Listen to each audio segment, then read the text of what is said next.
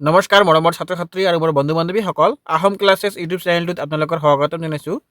আজি মই এইটো ভিডিঅ'ৰ যোগেদি তোমালোকৰ কাৰণে লৈ আহিছোঁ ক্লাছ 9ৰ ছায়েন্সৰ লেচন নম্বৰ 1।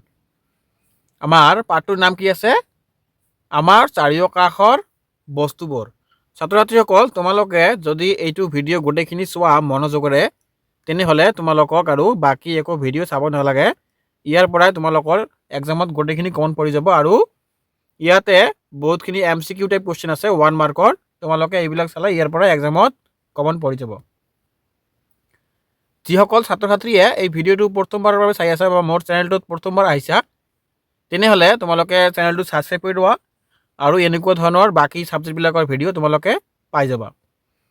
প্ৰথমত চোৱা, তোমালোকৰ এইটো পাঠৰ প্ৰশ্নৱলীত দিয়া আছে, মানে কিতাপৰ ভিতৰুৱা কুৱেশ্যনবিলাক। 1 নম্বৰত দিয়া আছে কি? আমাৰ চাৰিওকাষৰ বস্তুবোৰ। 1 নম্বৰত দি আছে তলৰ কোনবোৰ পদাৰ্থ, মানে ইয়াত কৈছে কি আমাৰ চাৰিওকাষৰ যিবিলাক বস্তু আছে ইয়াৰ ভিতৰত পদাৰ্থ কোনবিলাক।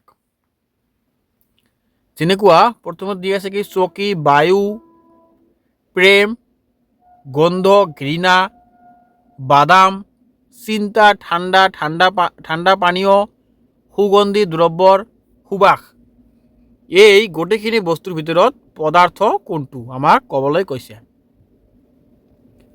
ইয়াত হ'ব পদাৰ্থবোৰ হ'ল চকী, বায়ু, বাদাম, ঠাণ্ডা পানীয়, সুগন্ধি দ্ৰব্য আৰু সুবাস। এইকেইটা হ'ল আমাৰ পদাৰ্থ। আৰু কি কৈছে? যিবোৰ পদাৰ্থ নহয় এইবিলাক হ'ল প্ৰেম, ঘৃণা, চিন্তা। ছাত্ৰ ছাত্ৰীসকল, তোমালোকক এইটো সহজকৈ বুজাবৰ কাৰণে এটা কথা কওঁ, মানে পদাৰ্থ বুলি ক'লে আমি যিটো গোটা বস্তু হাতেৰে চুব পাৰোঁ এইটোক আমি কি ক'ম? পদাৰ্থ। আৰু যিটোক আমি চুব নোৱাৰোঁ আৰু চকুৰেও চাব নোৱাৰোঁ এইবিলাক হ'ল পদাৰ্থ নহয়। এইবিলাক মানে যেনেকুৱা প্ৰেমটো কিন্তু আমি চুব নোৱাৰোঁ আৰু খালী চকুৰে বা অনুবীক্ষণ যন্ত্ৰৰ দ্বাৰা আমি দেখিব নোৱাৰোঁ। ঘৃণাটোও ঠিক তেনেকুৱা, আমি চুব নোৱাৰোঁ, দেখিব নোৱাৰোঁ। চিন্তাটোও ঠিক তেনেকুৱা, চুব নোৱাৰোঁ, দেখিব নোৱাৰোঁ। সেইকাৰণে এইবিলাক পদাৰ্থ নহয়। আৰু এক্সাম্পল হিচাপে তোমালোকৰ হ'ব পাৰে ভালপোৱা হ'ব পাৰে, লাভ হ'ব পাৰে, তাৰপিছত আৱেগ হ'ব পাৰে, এইবিলাকো হ'ব পাৰে। তলৰ পৰ্যবেক্ষণটোৰ কাৰণ দৰ্শোৱা। ইয়াত কৈছে কি আমাৰ, ইয়াত দিয়া আছে কি আমাৰ উত্তপ্ত অৱস্থাত থকা বস্তুৰ গোন্ধ কেইবা মিটাৰ দূৰৰ পৰা পোৱা যায়, কিন্তু ঠাণ্ডা বস্তুৰ গোন্ধ পাবলৈ ওচৰলৈ যাব লাগে। এইটো কুৱেশ্যন তোমালোকৰ খুবেই ইম্পৰ্টেণ্ট। মানে ইয়াতে কৈছে কি গৰম বস্তুবিলাকৰ গোন্ধ ফাকৰ পৰাই পোৱা যায়, কিন্তু ঠাণ্ডা হ'লে সেইটো গোন্ধ আমি ওচৰত গৈ ল'ব লাগে। তোমালোকে এক্সাম্পল কৰি চাবা, যেতিয়া তোমালোকৰ মাক দেউতাকে ঘৰত ৰন্ধা আৰম্ভ কৰি দিয়ে, তেতিয়া যাবা, যেতিয়া মানে চব্জিটো গৰম থাকে, মানে ৰান্ধি থাকে, তেতিয়া চাবা তোমালোকে তাৰ যিটো ঘ্ৰাণ আছে বা যিটো সুগন্ধি আছে এইটো আমি ফাকৰ পৰা পাওঁ। কিন্তু ইয়াতে কৈছে কি যেতিয়া সেই চব্জিটোৱে ঠাণ্ডা হৈ যায় তেতিয়া চাবা আকৌ ইমান সুগন্ধি বা গোন্ধ ইমান নোলায়। এইটো কুৱেশ্যন ইয়াতে কৈছে, তাৰে উত্তৰখিনি তোমালোকে চোৱা। উত্তৰ কি দিয়া আছে? কাৰণ উষ্ণতা বৃদ্ধিৰ লগে লগে পদাৰ্থৰ কণিকাবোৰৰ বেগ বাঢ়ে, ফলত গতিশক্তিও বৃদ্ধি পায়। উষ্ণতা বৃদ্ধি হ'লে পদাৰ্থৰ কণিকাৰ গতিশক্তিৰ লগতে বেপনৰ মাত্ৰাও বৃদ্ধি পায়। সেইবাবে গৰম বস্তুৰ গোন্ধ কেইবা মিটাৰ দূৰৰ পৰা পোৱা যায়। তাৰপিছত আমাৰ কি দিয়া আছে? 3 নম্বৰ কুৱেশ্যন। এজন ডুবাৰুৱে সাঁতোৰাৰ সময়ত পুখুৰীৰ পানী খালী সোমাই যাব পাৰে। পদাৰ্থৰ কি ধৰ্মৰ ভিত্তিত এইটো সম্ভৱ? উত্তৰত দিয়া আছে আমাৰ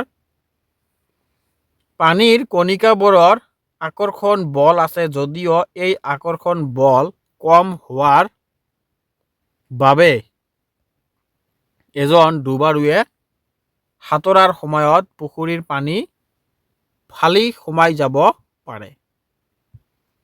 তাৰপিছত আমাৰ 4 নম্বৰত কি দিয়া আছে, পদাৰ্থৰ কণিকাবোৰৰ বৈশিষ্ট্যবিলাক কি কি কোৱা। পদাৰ্থৰ কণিকাৰ আমাৰ বৈশিষ্ট্যবিলাক খুজিছে। ইয়াত 1 নম্বৰ কি দি আছে, পদাৰ্থৰ কণিকাবোৰৰ মাজত ব্যৱধান আছে। 2 নম্বৰত দি আছে, পদাৰ্থৰ কণিকাবোৰ অনাবৰতে গতি কৰি থাকে। আৰু 3 নম্বৰ কি দি আছে আমাৰ, পদাৰ্থৰ কণিকাবোৰৰ মাজত আকৰ্ষণ আছে। তাৰপিছত পদাৰ্থৰ প্ৰতি এক আয়তনৰ ভৰৰ পৰিমাণকে ঘনত্ব বোলে। ছাত্ৰ ছাত্ৰীসকল এইটো তোমালোকৰ খুবেই ইম্পৰ্টেণ্ট। পদাৰ্থৰ প্ৰতি একক আয়তনৰ ভৰৰ পৰিমাণকে কি বোলে, আমাৰ ঘনত্ব বোলে। ঘনত্ব ইজিকেল টু ভৰ বাই আয়ত। তলৰ পদাৰ্থবোৰ ঘনত্বৰ ঊৰ্ধ্বক্ৰমত সজোৱা। বায়ু, চিমনিৰ পৰা ওলোৱা ধোঁৱা, মৌ, পানী, চকমাটি, কপাহ আৰু লো। ছাত্ৰ ছাত্ৰীসকল আমাক কি কৈছে, এইকেইটা আমাক ঊৰ্ধ্বক্ৰমত সজাবলৈ কৈছে। তোমালোকে চোৱা, এইটো ঊৰ্ধ্বক্ৰমত সজাইছে, মানে সৰুৰ পৰা ডাঙৰলৈ। যেনেকুৱা বায়ুটো সৰু, তাৰপিছত হ'ব চিমনিৰ পৰা ওলোৱা ধোঁৱা, তাৰপিছত হ'ব কপাহ, তাৰপিছত পানী, তাৰপিছত মৌ, তাৰপিছত হ'ব চকমাটি। তাৰপিছত তোমালোকে চোৱা 2 নম্বৰৰ এ, পদাৰ্থৰ বিভিন্ন অৱস্থাৰ বৈশিষ্ট্যবোৰৰ পাৰ্থক্য দেখুৱাই এখন তালিকা কৰা। ইয়াত আমাৰ এটা তালিকা বনাই দিছোঁ, তোমালোকে তালিকাটো চাই লোৱা ভালকে কি কি আছে ইয়াত। যেনেকৈ গোটাত কি দি আছে, নিৰ্দিষ্ট আকৃতি আৰু আয়তন থাকে, মানে গোটা পদাৰ্থবিলাকত নিৰ্দিষ্ট আকৃতি আৰু আয়তন থাকে। 2 নম্বৰত দি আছে, অন্তঃকণিকাৰ আকৰ্ষণৰ অতি বেছি। 3 নম্বৰত দি আছে, অন্তঃকণিকাৰ ব্যৱধান অতি কম। আৰু 4 নম্বৰত দি আছে, দৃঢ় সংকোচন নঘটে। তাৰপিছত কি দি আছে, জলীয়ত কি দি আছে, নিৰ্দিষ্ট আয়তন আছে কিন্তু নিৰ্দিষ্ট আকৃতি নাই। 2 নম্বৰত দি আছে, অনন্তকণিকাৰ আকৰ্ষণ মধ্যমীয়।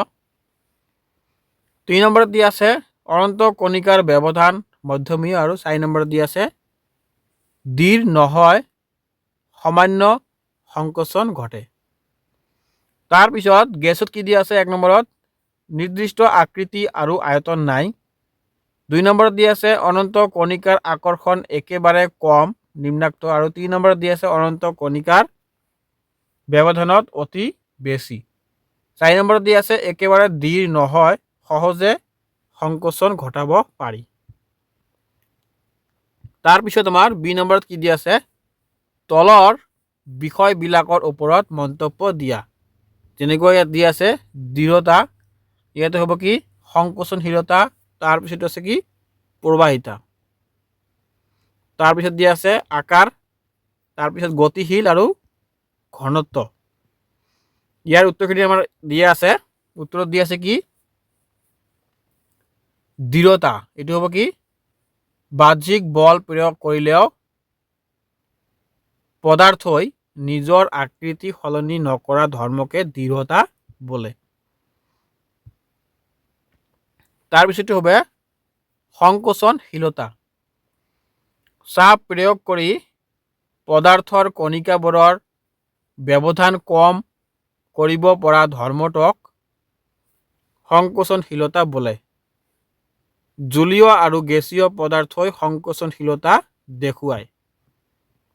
এতিয়া আহিলে আমাৰ কি 3 নম্বৰ, কাৰণ দৰ্শোৱা। এই নম্বৰত দিয়া আছে, কোনো এটা বন্ধ পাত্ৰত গেছ ৰাখিলে সেই গেছ পাত্ৰটোৰ সকলো অংশ অধিকাৰ কৰে। ইয়াৰ উত্তৰ কি দি আছে, ইয়াৰ কাৰণ হ'ল গেছীয় পদাৰ্থৰ কণিকাবোৰৰ মাজত আকৰ্ষণ শক্তি নিম্নতম, একেবাৰে কম হোৱাৰ বাবে পাত্ৰ এটাত গেছ ৰাখিলে সেই গেছে পাত্ৰটোৰ সকলো অংশ অধিকাৰ কৰে। তাৰপিছত কি দি আছে আমাৰ বি নম্বৰত, ধাৰক পাত্ৰৰ বেৰত গেছে চাপ দিয়ে। উত্তৰত দি আছে কি গেছীয় অৱস্থাত কণিকাবোৰে যাদৃচ্ছিকভাৱে তীব্ৰ বেগত ঘূৰি ফুৰিব পাৰে। এনেকুৱা চলনৰ বাবে কণিকাবোৰে পৰস্পৰক খুন্দা মাৰে আৰু ধাৰক পাত্ৰৰ বেৰতো খুন্দা মাৰে আৰু খুন্দাৰ ফলত ধাৰক পাত্ৰৰ বেৰত চাপ সৃষ্টি হয়, গেছৰ চাপ। তাৰপিছত আমাৰ কি দি আছে কাঠৰ টেবুল এখনক কঠিন পদাৰ্থ বুলিব পাৰি। উত্তৰ কি আছে আমাৰ কাৰণ কাঠৰ টেবুল এখনৰ নিৰ্দিষ্ট আকাৰ আৰু আয়তন আছে। লগতে টেবুলখন দৃঢ় আৰু সংকোচন নঘটে। তাৰপিছত আমাৰ ডি নম্বৰ কি দি আছে বায়ুত আমাৰ হাতখন সহজতে ঘূৰাব পাৰোঁ, কিন্তু কাঠ এডোখৰৰ মাজেৰে ঘূৰাবলৈ এজন কেৰেটে বিশেষজ্ঞ প্ৰয়োজন। ইয়াৰ আমাৰ উত্তৰত কি দি আছে কাৰণ বায়ু কণিকাৰ মাজত আকৰ্ষণ বল কম, লগতে কণিকাবোৰৰ মাজৰ ব্যৱধান বেছি, সেইকাৰণে সহজতে হাত ঘূৰাব পাৰোঁ। আনহাতে কাঠ এডোখৰৰ মাজেৰে হাতখন ঘূৰাবলৈ এজন কেৰাটে বিশেষজ্ঞৰ প্ৰয়োজন, কাৰণ কাঠৰ কণিকাবোৰৰ মাজত আকৰ্ষণ বেছি আৰু কণিকাবোৰৰ টানকৈ বান্ধ খাই থাকে। তাৰপিছত আমাৰ কি দিয়া আছে 4 নম্বৰত কঠিন পদাৰ্থৰ তুলনাত জলীয় পদাৰ্থৰ ঘনত্ব কম, কিন্তু দেখিছানে বৰফ পানীত উপঙে কিয় বাৰু, মানে ইয়াত কৈছে কি বৰফে পানীত কিয় উপঙে। উত্তৰ কি দি আছে আমাৰ কাৰণ পানীৰ কণিকাবোৰ গোট মাৰি বৰফ সৃষ্টি হয়, যদিও বৰফৰ কণিকাবোৰৰ মাজত বহুতো খালী ঠাই থাকি যায়, যাৰ ফলত বৰফ ঘনত্ব কম হয় আৰু পানীত উপঙে। তাৰ পিছৰ প্ৰশ্নাৱলীত চোৱা তোমালোকে 1 নম্বৰ কি দি আছে আমাৰ তলত দিয়া উষ্ণতাবোৰ চেলচিয়াছ স্কেলত প্ৰকাশ কৰা। ইয়াত আমাৰ এ নম্বৰত কি দি আছে 300 কে আৰু 573 কে। ইয়াৰ উত্তৰটো কি হ'ব এ নম্বৰ 300 কে ইকুৱেল টু হ'ব 300 মাইনাছ 370 চেলচিয়াছ ডিগ্ৰী আৰু এইটো এনসাৰ হ'ব 27 আৰু এইটো এনসাৰ হ'ব আমাৰ 30 ডিগ্ৰী চেলচিয়াছ 300 ডিগ্ৰী চেলচিয়াছ। তাৰপিছত আমাৰ দিয়া আছে কি 2 নম্বৰত তলৰ উষ্ণতাবিলাকত পানীৰ ভৌতিক অৱস্থা কি হ'ব। ইয়াত দিয়া আছে তোমালোকে চাই ল'বা এইটো এনসাৰটো কি আছে। 3 নম্বৰত দিয়া আছে আমাৰ কোনো পদাৰ্থৰ ভৌতিক অৱস্থাৰ পৰিৱৰ্তনৰ সময়ছোৱাত উষ্ণতা স্থিৰ হৈ থাকে কিয়। ইয়াৰ উত্তৰটো হ'ব ভৌতিক অৱস্থাৰ পৰিৱৰ্তনৰ সময়ছোৱাত উষ্ণতাৰ স্থিৰ হৈ থকাৰ কাৰণ হ'ল উষ্ণতা পদাৰ্থৰ অৱস্থাৰ পৰিৱৰ্তনৰ কাৰণে আৱশ্যক হয়, যাক পদাৰ্থৰ লিনতাপ বুলি কোৱা হয়। তাৰপিছত আমাৰ 4 নম্বৰত কি দিয়া আছে বায়ুমণ্ডলীয় গেছ জলীয় কৰিব পৰা পদ্ধতি এটা কোৱা। ইয়াত উত্তৰত কি দি আছে আমাৰ উচ্চ চাপত অথবা নিম্ন উষ্ণতাত বায়ুমণ্ডলীয় গেছক জলীয় বা তৰল অৱস্থালৈ আনিব পাৰি। তাৰ পিছৰ প্ৰশ্নাৱলীত চোৱা তোমালোকে 1 নম্বৰত দি আছে কি ডিজাৰ্ট কালাৰ এটাই শুষ্ক গৰম দিনত ভালকৈ ঠাণ্ডা কৰে কিয়। ইয়াৰ উত্তৰটো হ'ব কি শুষ্ক গৰম দিনত উষ্ণতা বেছি আৰু আৰ্দ্ৰতা কম হয়, যাৰ ফলত বাষ্পীভৱনৰ হাৰ বৃদ্ধি পায় আৰু সেয়েহে ডিজাৰ্ট কুলাৰ এটাই শুষ্ক গৰম দিনত ভালকৈ ঠাণ্ডা কৰে। 2 নম্বৰত কি দি আছে আমাৰ, গ্ৰীষ্মকালত মাটিৰ কলহৰ পানী ঠাণ্ডা হৈ থাকে কিয়? ইয়াৰ উত্তৰটো কি হ'ব আমাৰ, মাটিৰ কলহত পানী থাকে, তাত থকা সৰু সৰু ছিদ্ৰবোৰেৰে পানীৰ বাষ্পীভৱন হয় আৰু পানীৰ বাষ্পীভৱনত যি তাপৰ প্ৰয়োজন হয় সেয়া পাত্ৰটোৰ পৰা আহৰণ কৰে, যাৰ ফলত গ্ৰীষ্মকালত মাটিৰ কলহৰ পানী ঠাণ্ডা হৈ থাকে। এতিয়া আমাৰ কোৱেশ্চন নম্বৰ 3, হাতৰ তলুৱাত এচিটন, পেট্ৰল বা সুগন্ধি আঁতৰ ঢালি ল'লে ঠাণ্ডা অনুভৱ হয় কিয়? তোমালোকে চাবা এইটো, যেতিয়া তোমালোকে পাৰফিউম ইউজ কৰা চাবা এইটো খুবেই ঠাণ্ডা, এইটো কিয় ঠাণ্ডা হয় তোমালোকে এনচাৰটো পঢ়িলে গম পাই যাবা। হাতৰ তলুৱাত ঠাণ্ডা অনুভৱ কৰাৰ কাৰণ হ'ল এচিটন, পেট্ৰল বা সুগন্ধি আঁতৰৰ ঢালি দিলে এইবোৰ বাষ্পীভূত হয় আৰু বাষ্পীভৱনত প্ৰয়োজন হোৱা তাপ হাতৰ তলুৱাৰ পৰা লয়, ফলত ঠাণ্ডা অনুভৱ হয়। 4 নম্বৰ কি দি আছে আমাৰ, গৰম চাহ বা গাখীৰ কাপত লৈ খোৱাতকৈ প্লেটত লৈ খোৱা সহজ কিয়? ইয়াৰ উত্তৰটো হ'ব, কাৰণ প্লেটত ল'লে গাখীৰ বা চাহৰ পৃষ্ঠকালি বাঢ়ে, ফলত বাষ্পীভৱনৰ মাত্ৰা বাঢ়ে আৰু সোনকালে ঠাণ্ডা হয়।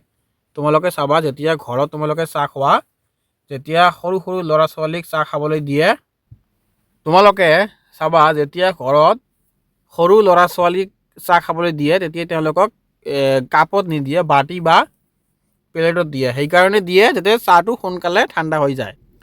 এইটো কুৱেশ্যনে ইয়াক তোমালোকক কৈছে। এতিয়া আহিল কি আমাৰ কুৱেশ্যন নম্বৰ 5, গ্ৰীষ্মকালত আমি কি ধৰণৰ কাপোৰ পিন্ধিব লাগে? মানে এইটো কৈছে আমাৰ গৰমৰ দিনত আমি কেনেকুৱা টাইপৰ কাপোৰ পিন্ধিব লাগে। ইয়াৰ উত্তৰটো কি হ'ব, গ্ৰীষ্মকালত আমি কপাহী কাপোৰ পিন্ধিব লাগে, কাৰণ কপাহী কাপোৰেৰে আমাৰ গাৰ পৰা ওলোৱা ঘাম ভালদৰে শোষণ কৰি বায়ুমণ্ডললৈ বাষ্পীভূত হোৱাত সহায় কৰে। বাষ্পীভৱনৰ লীন তাপৰ পৰিমাণৰ সমান তাপ শক্তি আমাৰ দেহৰ পৰা শোষণ কৰি লয় বাবে আমাৰ দেহত শীতল পৰি যায়। তাৰপিছত দি আছে কি আমাৰ অনুশীলনীত 1 নম্বৰত দি আছে তলৰ উষ্ণতাবিলাক চেলচিয়াছত প্ৰকাশ কৰা। তোমালোকে এইটো চাই ল'বা, ইয়াত দিয়া আছে, তোমালোকে মুখস্থ কৰি ল'বা এইটো। 2 নম্বৰটো কি দি আছে, তলৰ উষ্ণতাবিলাক কেলভিনত প্ৰকাশ কৰা। এইটো তোমালোকে মুখস্থ কৰি ল'বা, চাই ল'বা ভালকৈ, এনেকুৱা দিয়া আছে ইয়াত 25 চেলচিয়াছ আৰু 373 চেলচিয়াছ। এই নম্বৰটো আছে কি 25 চেলচিয়াছ। ইয়াৰ উত্তৰটো হ'ব এইটো, তোমালোকে চাই ল'বা এইটো। 3 নম্বৰ কি দি আছে, কাৰণ দৰ্শোৱা। এই নম্বৰত কি দি আছে, খোলা ঠাইত নেপথেলিন বল কেইদিনমান থৈ দিলে নাইকিয়া হয়। ইয়াৰ উত্তৰটো কি হ'ব আমাৰ, নেপথেলিন বল এটা কেইদিনমান থৈ দিলে নাইকিয়া হোৱাৰ কাৰণ হ'ল ঊৰ্ধ্বপতনৰ ফলত নাইকিয়া হয়। ঊৰ্ধ্বপতনৰ ফলত নেপথেলিনৰ বলটো কঠিন অৱস্থাৰ পৰা পোনে পোনে গেছীয় অৱস্থা প্ৰাপ্ত হয়, ফলত এটা সময়ত নাইকিয়া হৈ পৰে। বি নম্বৰত কি দি আছে, দূৰৰ পৰাই আঁতৰৰ গন্ধ পোৱা যায়। ইয়াৰ উত্তৰটো হ'ব, দূৰৰ পৰাই আঁতৰৰ গন্ধ পোৱা যায়, কাৰণ আঁতৰৰ কণিকাবোৰে ক্ষিপ্ৰ ভাৱ বায়ুৰ কণিকাৰ লগত মিহলি হৈ বহু দূৰলৈকে বিয়পি পৰে আৰু আমাৰ নাকত লাগে সেয়েহে দূৰৰ পৰাই আতৰৰ গন্ধ পোৱা যায়। তাৰপিছত আমাৰ কুৱেশ্যন নম্বৰ 4,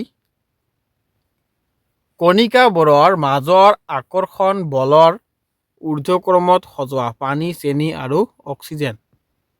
ইয়াৰ উত্তৰটো হ'ব কি? অক্সিজেন, পানী আৰু চেনি। তাৰপিছত আমাৰ 5 নম্বৰত কি দিয়া আছে? তলৰ উষ্ণতাত পানীৰ ভৌতিক অৱস্থা কি? ইয়াৰ উত্তৰটো তোমালোকে চাই লোৱা। এই নম্বৰটো কি হ'ব? 25 ডিগ্ৰী সেলসিয়াছ পানী জলীয় অৱস্থাত থাকে। 0 ডিগ্ৰী সেলসিয়াছ পানী বৰফ হয় বা গোটা অৱস্থাত প্ৰাপ্ত হয়। আৰু 100 ডিগ্ৰী সেলসিয়াছ পানী জলীয় আৰু গেছীয় বাষ্প দুয়োটা অৱস্থাত পোৱা যায়। তাৰপিছত কি দিছে আমাৰ 6 নম্বৰত? যুক্তি দৰ্শাই ব্যাখ্যা কৰা। এই নম্বৰত দি আছে সাধাৰণ উষ্ণতাত পানী জলীয়। বি নম্বৰত দি আছে সাধাৰণ উষ্ণতাত লোৰ আলমাৰিটো কঠিন। ইয়াৰ উত্তৰটো কি হ'ব? এই নম্বৰ সাধাৰণ উষ্ণতাত পানীৰ নিৰ্দিষ্ট আয়তন আছে যদিও নিজা আকৃতি নাই। তাৰপিছত হ'ব লগতে প্ৰবাহিতা দেখুওৱা সেয়েহে সাধাৰণ উষ্ণতা পানী জলীয়।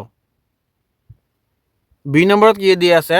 সাধাৰণ উষ্ণতাত লো দীৰ আৰু নিৰ্দিষ্ট গড় বা আকৃতি আছে কাৰণে লোৰে নিৰ্মিত আলমাৰিটো কঠিন। তাৰপিছত 7 নম্বৰ কি দি আছে? 273 K উষ্ণতাত থকা বৰফে একে উষ্ণতাত থকা পানীতকৈ বেছি ঠাণ্ডা কৰে কিয়?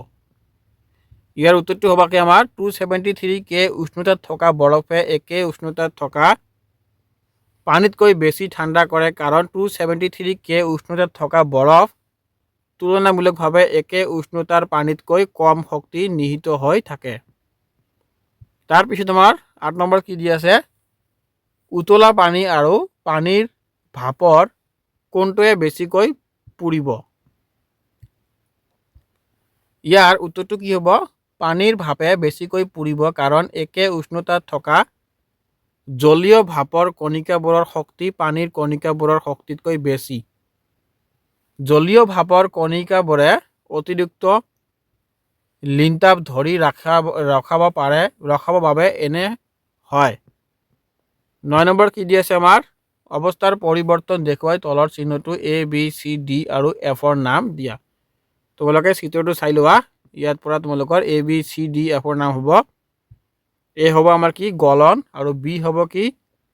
বাষ্পীভৱন। C হ'ব ঘনীভৱন আৰু D হ'ব স্ফটিকীকৰণ। E হ'ব আমাৰ ঊৰ্ধ্বপতন আৰু F হ'ব কি? ঊৰ্ধ্বপাতন। ছাত্ৰ ছাত্ৰীসকল, মোৰ ভিডিঅ'টো ইয়াতে শেষ কৰিলোঁ। তোমালোকে ভিডিঅ'টো যদি ভালকৈ বুজি পাইছা তেনেহ'লে মোক তোমালোকে কমেণ্টত জনাই দিবা যে ছাৰ মই বুজি পাইছোঁ। আৰু যিসকলে বুজি পোৱা নাই বা কেনেকুৱাকৈ বুজালে তোমালোকে বুজি পাবা অলপ তোমালোকে কমেণ্টত জনাই দিবা। কাৰণ মই তোমালোকক অনলাইনৰ যোগেদি পঢ়ুৱাই আছোঁ ফ্ৰী অফ কষ্টত। সেইকাৰণে অনলাইনতে আমি তোমালোকক দেখিব নোৱাৰোঁ বা তোমালোকৰ ফেচটো আমি গম নাপাওঁ যে একচুৱেলি ল'ৰা ছোৱালীবিলাক বুজি পালেনে নাই। সেইকাৰণে তোমালোকে কেনেকুৱাকৈ বুজালে বুজি পাবা কমেণ্টত লিখি দিবা। মই তোমালোকৰ কাৰণে ঠিক তেনেকৈ ভিডিঅ' বনাই লৈ আহিম। ধন্যবাদ। আজিৰ ভিডিঅ'টো ইয়াতে সমাপ্ত।